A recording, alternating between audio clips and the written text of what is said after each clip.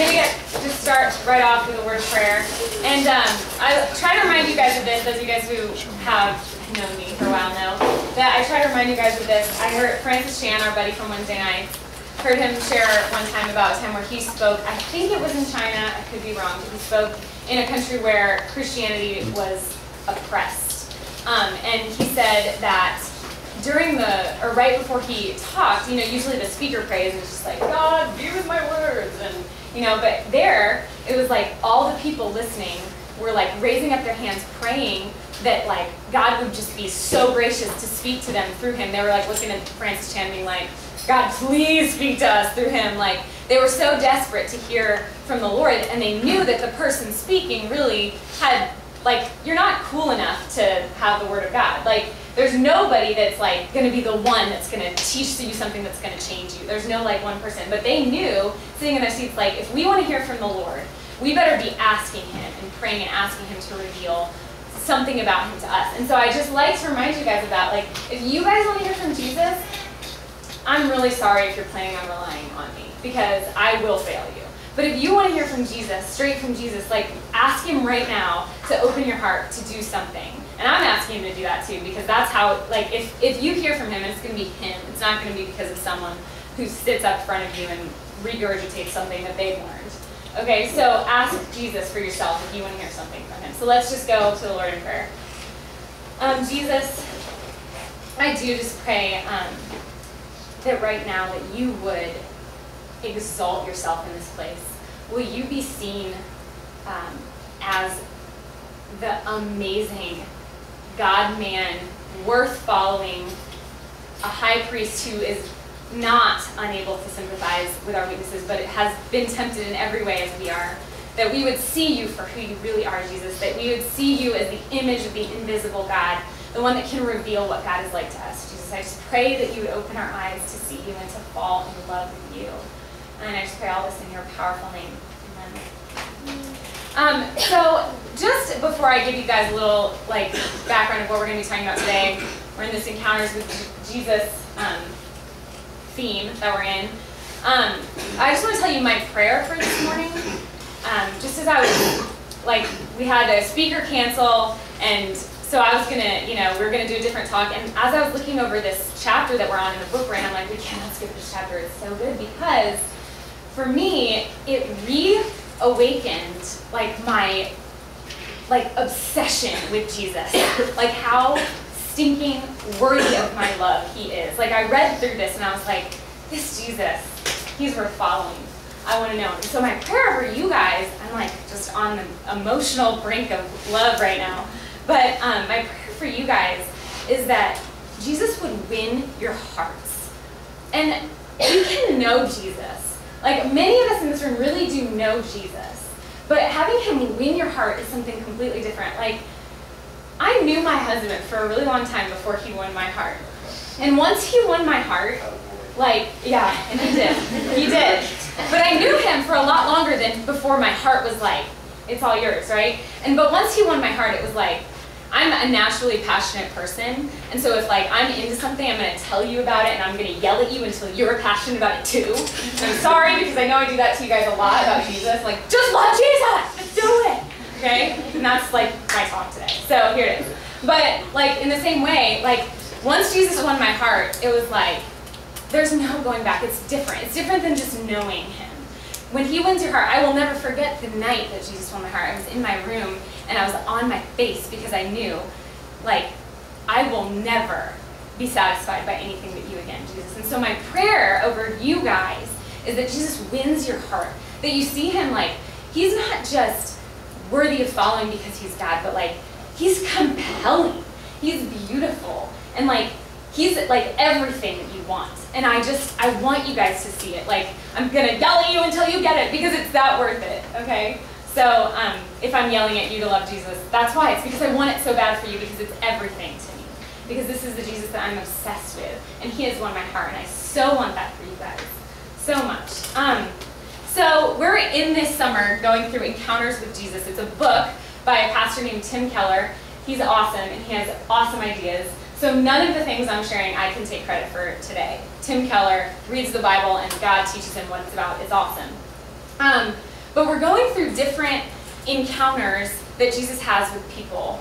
And some of you guys who were with us last year in home churches, and you know we read through the Gospel of John, you're like, yeah, we've done some of these stories before. Why are we doing it again? Well, we want to go back to the basics this summer, right? Our theme has been basics. Like, what are the basics? And this summer, we want you guys to see that when people encountered Jesus, something drastic changed. Something different happened. They couldn't not respond. And so one of the things that like this whole book is based on is this fact that we know that Jesus existed. Like historical proof that this man existed. Okay? And so you have to decide what you're going to do with him. And there's this philosopher, and I'm going to blank on his name, so let me look at what his name is. He was, he wasn't a philosopher. He was a Presbyterian minister, actually, named John Duncan. And he came up with this trilemma. So a dilemma is like a problem. And he said a trilemma is like a problem that has like 3 issues. So he came up with this trilemma that we have with Jesus, okay?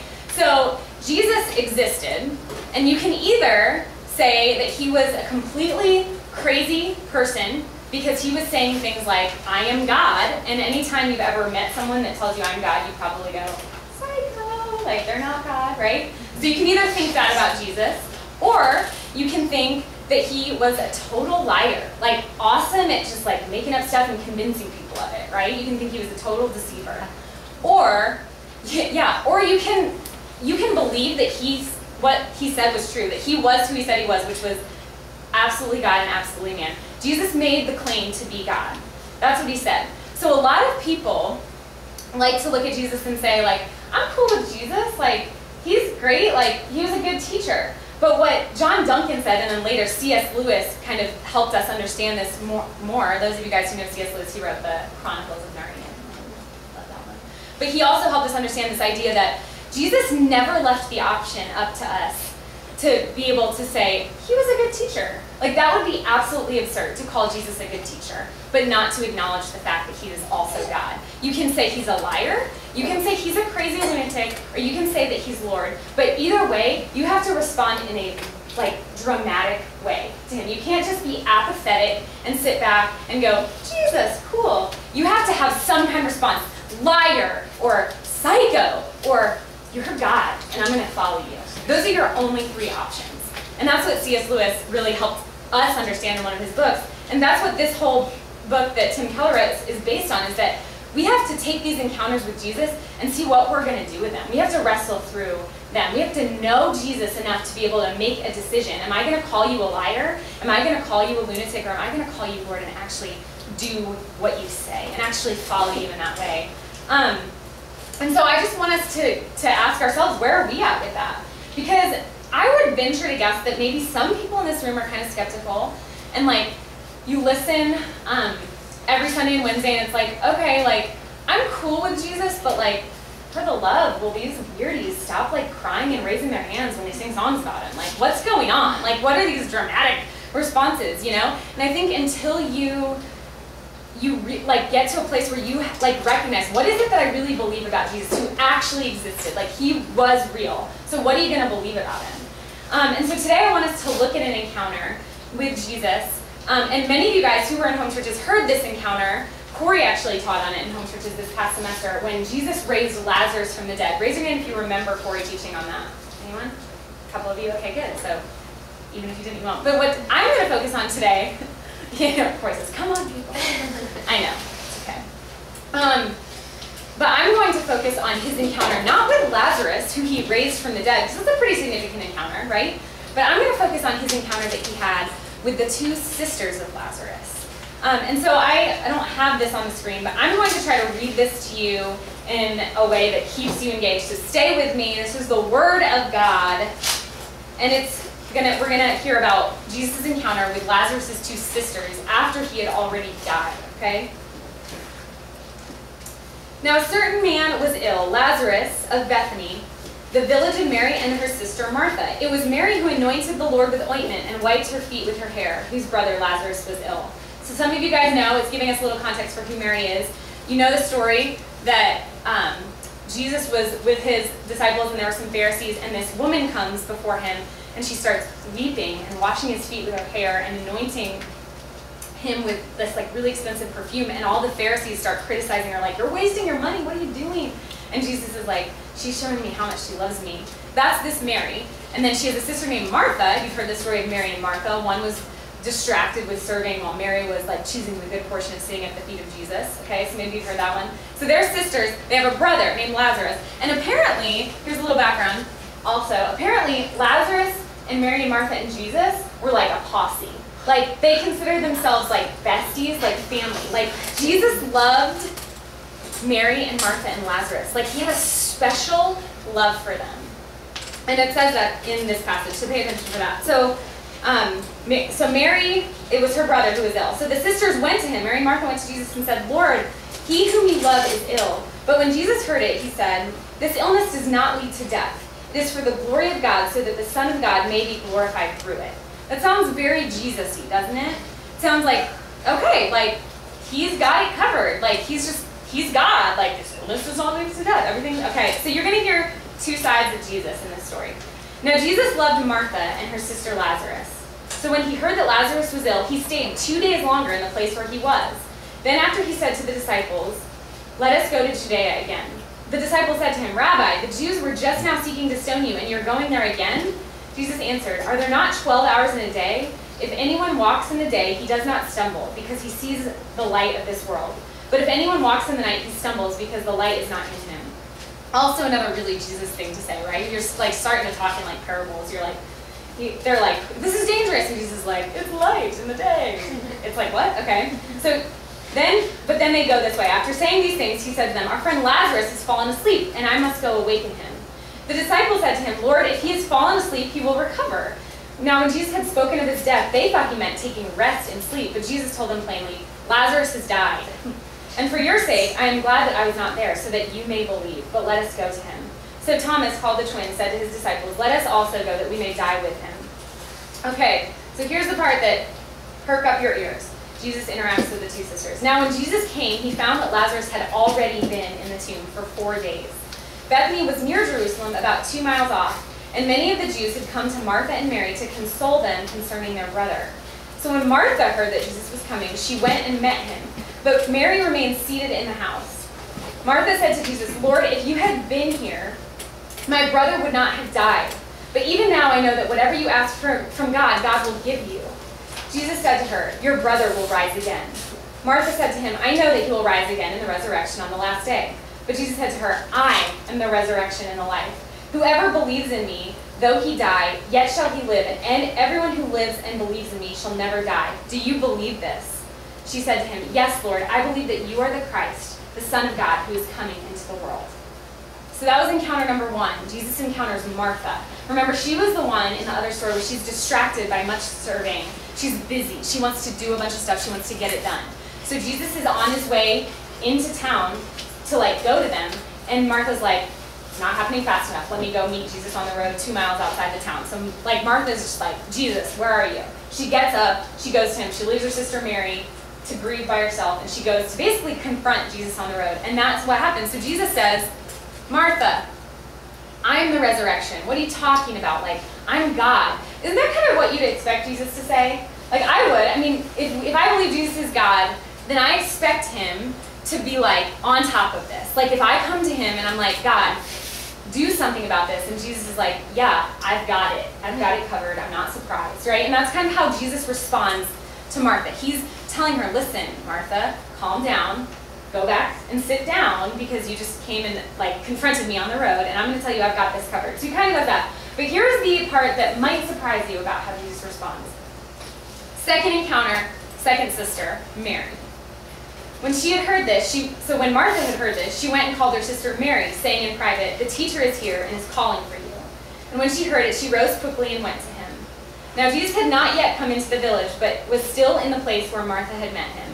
When the Jews who were with her in the house, consoling her, saw Mary rise quickly and go out, they followed her, supposing that she was going to the tomb to weep there. Now when Mary came to where Jesus was and saw him, she fell at his feet, saying to him, Lord, if you had been here, my brother would not have died. I don't know if you caught that, but it was the exact same thing that Martha said to him. Lord, if you would have been here, my brother would not have died. When Jesus saw her weeping, and the Jews who had come with her also weeping, he was deeply moved in his spirit and greatly troubled. And he said, where have you laid him? They said to him, Lord, come and see. And Jesus wept. So the Jews said, see how he loved him. But some of them said, could not he who opened the eyes of the blind man also kept him from dying?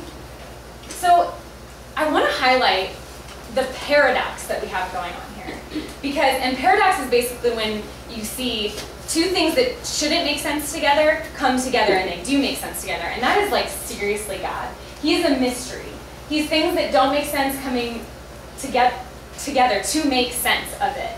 And in this we see that because, so Martha comes to Jesus and she says, Lord, if you would have been here, my brother wouldn't have died. And he almost like kind of rebukes her. You know, he's like, Martha, chill. Like, he is not going to die. And she's like, I know. He's going to be in eternity in heaven. Maybe we've responded like that before. Like, that's not good enough, Jesus. Like, I know he's going to rise again at the resurrection of the dead. So Jesus' response to that is, I am the resurrection and the life. Like, I have got this. Like, not only am I, like, telling you, like, there's hope, but I'm telling you, I am the hope. Like, it's me. And so he's making the claim right then and there that he is fully God, which is a really bold claim, and it's what ended up getting him killed. Okay, so the fact that Jesus over and over again claims to be God means that he's not just a good teacher. Good teachers don't tell you they're God if they're not God. Does that make sense? So he's either lying, he's either crazy, or he's actually really God. And that's what he's saying to Martha, like, I am the hope here. I'm the resurrection, right? But then Mary comes along, and it's her turn to talk to Jesus, and she falls down at his feet. She's like broken. And I was thinking, trying to put myself in this, like, I have a brother, he's 2 years older than me, and he's literally like one of my most favorite people in the world. I've looked up to him my whole life. I think he's incredible. And I think about, like, what would I be feeling if he died? And if I had this, like, really, like, tight-knit posse relationship with Jesus, and I'm like, okay, aren't I supposed to get some perks from that, Jesus? Like, isn't my brother not supposed to die if I'm your bestie? Like, that's how I would feel, I think, if I were Mary. And I think or Martha. And I think she's feeling like that. She falls at his feet with grief. But she also, what I noticed in this as I was thinking about how Jesus has won my heart, I think Jesus has won Mary's heart in a way that he might not have won Martha's heart yet. Because Mary, remember, is the one who anointed his feet, who fell at his feet once before, and just knew that he was worth giving her most expensive thing to. And so here she is again, and she maybe feels like, now, not only have I given you my most expensive possession, broken it over your feet and washed your feet with it, now here's my most important person in my life, my brother. And I feel like I've given it to you, and I'm just like, I'm empty. I'm sad. I've lost it all, Jesus. If you would have been here in time, my brother wouldn't have died. I feel like she might have said it a little differently than Martha, right? But how does Jesus respond? He almost can't even speak, right? This is what it says. When he saw her weeping, and the Jews who had come with her also weeping, he was deeply moved in his spirit and greatly troubled. And he said, where have you laid him? And they said, come and see, Lord. And Jesus wept. And he cried.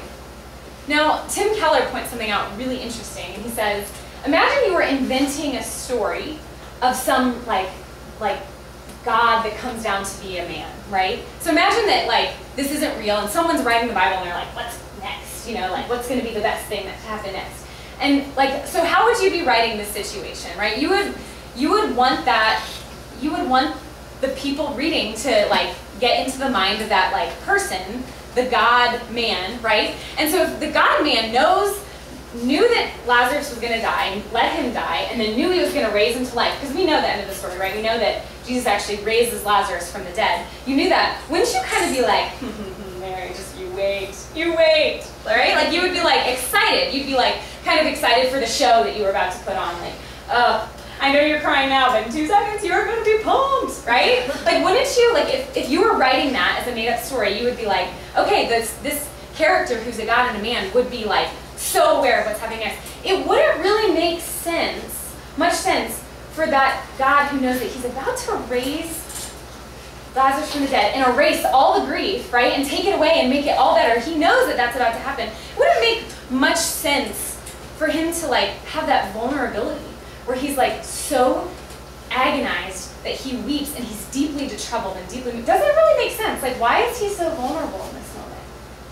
And I felt like that really, it really stood out to me. It really struck me that Jesus, in one sense, is telling Martha, like, quit fretting, Martha. Like, I'm the resurrection and the life, and I'm here now. And the next second encounters Mary and says, like, he doesn't have anything to say. I'm broken. I'm weeping. And then the next part, I think, is super important too. So then Jesus, deeply moved again, came to the tomb. Now, what I didn't know is that this verse 38, this is from John chapter 11, verse 38, it says, deeply moved. The Greek word, I need to make sure I don't botch this here. Hold on, let me find where I'm at. The Greek word for this is actually means to bellow with anger. Okay? And every translation says deeply moved. But I feel like bellowing with anger means something different than deeply moved, don't you? So it's like kind of a bad translation. Like, the Greek word actually means that he was angry. And so he's deeply moved again, comes to the tomb. It was a cave and a stone lay against it. And Jesus said, take away the stone. Martha, the sister of the dead man, said to him, Lord, by this time there will be an odor, for he has been dead for 4 days. Jesus said to her, did I not tell you that if you believe, you would see the glory of God? So they took away the stone. And Jesus lifted up his eyes and said, Father, I thank you that you have heard me. I knew that you would always hear me, but I said this on account of the people standing around me, that they may believe you have sent me. And when he had said these things, he cried out with a loud voice, Lazarus, come out. The man who had died came out. Okay, we can go on. He raised Lazarus from the dead. So why is he angry? Right? Why is he angry? Why is he deeply moved with anger? He's raging. Well, he's God. He knew what was going to happen. So, and he let it happen. Like, he waited a few days. Like, he let Lazarus die. He could have gone sooner, right? But he let it happen. So he's not mad at himself. But what we have here is we're seeing that Jesus is angry, deeply moved, raging against death. Raging against evil and death that caused this kind of pain in those that he loves the most. So like Mary, Martha, and Lazarus, it says in here, like, Jesus loved them, like especially loved them. Like they considered themselves like this little mini family. Like, think of your besties. Like that's how they thought of themselves. They were close, right? And he sees how this death and this evil has affected the ones that he's loved, and he is mad, like raging, angry against death. And there's something about that I love. I love that even though Jesus could stop it and he's bigger than it, right? Like, he doesn't, and he has a purpose in it, but he's angry at the evil in the world. And that teaches us a couple things. It teaches us that evil and sin and death were not God's original design. It's not what he wants. He's angry at it. It's a result of sin. And so maybe we'd think, well then why don't you fix it, Jesus? Why did you let it happen? Why don't you just come down here and stop the evil and sin and death? But that question reveals a little bit of a lack of self-understanding of our own selves. Because if we wanted Jesus to come down and to fix all the evil and just come and rage against the machine and bring his sword and just get that evil, because don't we want him to get rid of that evil? But if I really sit back, most of the problem with what's wrong in the world is the human heart. It's me. It's my heart. It's my selfishness. It's my bitterness. It's my own anger. It's my own desire to do what I want to do. And everyone else in the world, when we put all of those hearts together, we have what we have in the world. And so if Jesus came with a sword, watch out, because none of us are going to be left to be able to tell the story, right? So he didn't. But he's still angry at it. So he's going to do something. So Jesus doesn't come with a sword in his hand, but he comes and he takes the nails in his hands, right? He takes it for us. That rage, all of that rage against the death and the sin and the suffering, that, he puts it on himself, because if he did just come and go, no more death, no more dying, then we wouldn't be here to tell the story, because all that comes from within us. But he wants us to experience his love so much that he'll take it on himself, that kind of rage. He gives himself back the rage that wasn't even his own fault. It's pretty incredible. So I see in this encounter a Jesus worth following. I see that Jesus allows pain in the lives of those he loves the most, which really helps me, because when I look around at the people I love and in my own life, I see pain. And so it's easy for us to go, where are you, God, in this? But I see in this situation, Jesus had the exact same thing. Like, he allowed people that he loved the most to go through pain because he knew that if he had stopped the pain, it meant that all the evil in all of us, like, we'd all have to be obliterated, right? So he had to allow the pain to happen. But then he solved the pain by bringing healing, by taking it on himself.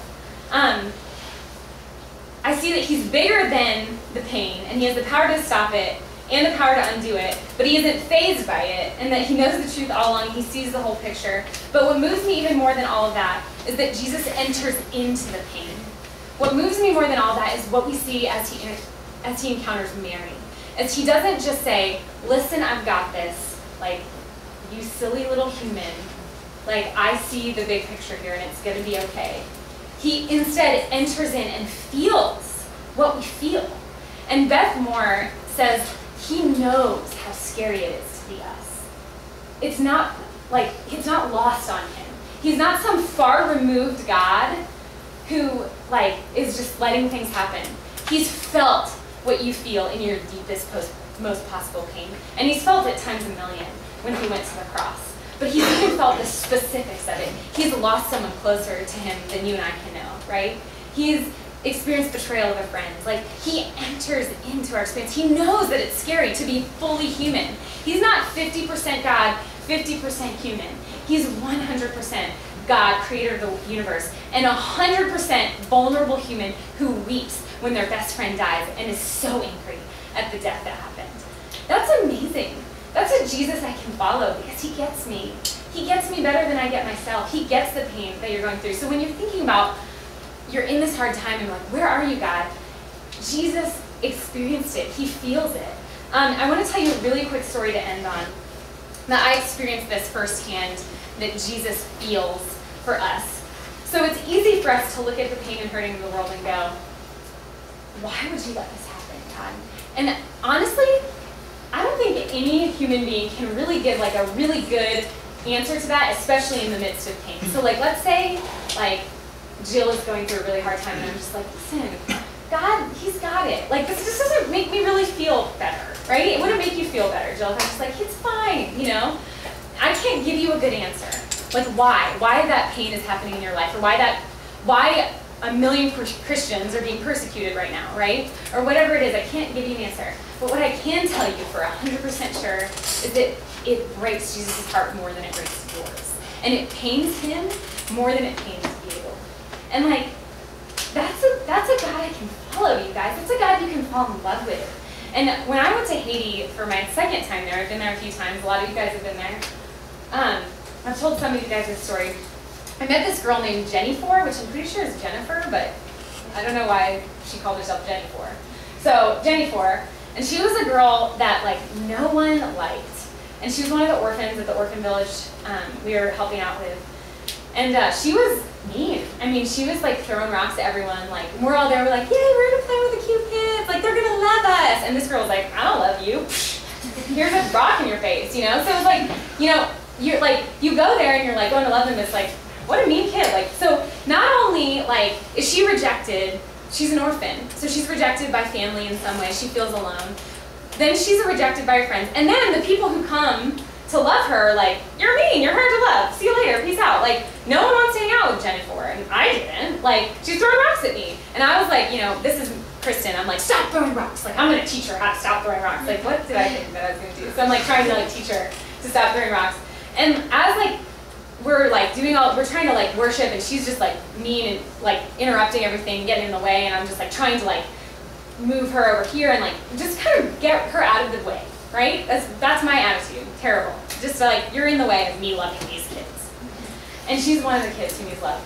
And I just was stopped in my tracks for a minute, and it was like, Jesus was like, she is hurting. Like, I just knew, like, she's hurting. What are you doing, Kristen? Like, stop overlooking her. Stop seeing her as a burden. Like, she was aching. So I just was stopping, like, okay, like, I need to love on her, you know? So I like kind of go over and put my arm around her. And she's like, I was also holding this girl that I really like had this good bond with, who really liked me, so she's made me feel good about myself, you know? So she like this little girl looks at me and she shows me, she's pointing to her tears, and she points at Jennifer. She's like, Jennifer's crying, and I look down, and Jennifer had just started crying. And I had no idea, I'm like, she can't throw rocks anymore, like, what's the problem, you know? And so I just like put my arm around her, and then kind of like the hangout with everybody kind of started to dissolve, and it just ended up being me and these 2 girls. And I sat down and I just pulled Jennifer into my lap, and I didn't really know why she was crying.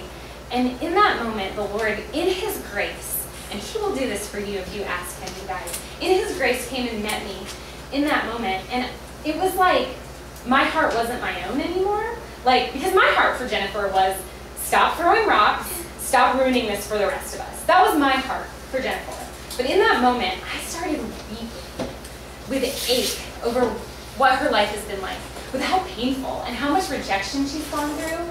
And like it pained me. It killed me. But that wasn't my heart that I was experiencing for a second a taste of what Jesus feels for Jennifer. Like, not what Kristen feels, but what Jesus feels. And that made all the difference in the world to me. I don't know why Jennifer's life has been so hard. I wish I could give an answer to that. But I do know that Jesus cares more than I do. That Jesus breaks and weeps over her pain more than I do. And more than you do. And I know that's true for every single one of us. And so in the hard stuff, He's a Jesus I love because He gets it. Because He aches with us. He feels with us. He enters in. He knows how scary it is to be us. He's a Jesus that is worth following and worth knowing. And so He's fully God. And He is the resurrection. And He's like, listen, don't fret, people. I'm God. I've got this. And at the same time, He says, but I'm in it with you. And I'm not leaving you. And I feel it deeply with you. So let's pray and just thank Jesus for being that worthy of following. Jesus, I love you. I adore you. I'm amazed by the way that you are so perfect. You're so perfect. You're God. It's the only way to describe you. You are worth following. And you are not only worth following, but you're so compelling. You invite us to understand you and to be able to relate to you. You relate to us, Jesus, so thank you. I just pray that we would not let you become some character that we read about, that we would not let you become mundane, that we would not be apathetic to you or sit back and just say, fine, you're a good teacher, Jesus, whatever, but that we would respond. Jesus, will you allow us to see you in such a way, in the way that you truly are, that we would respond with passion, with emotion, that we would respond to you in a way that you're worth responding to. I just thank you that you are patient with us. God, so I just pray right now for every student in this room that you would help us to know you in a way, but not just know you, that you would win our hearts, that we would love you in the way that Mary loved you, in the way that Mary laid down before you, and that we would get to understand that you're in this with us. And I just pray all this in your name, Jesus. Amen. All right.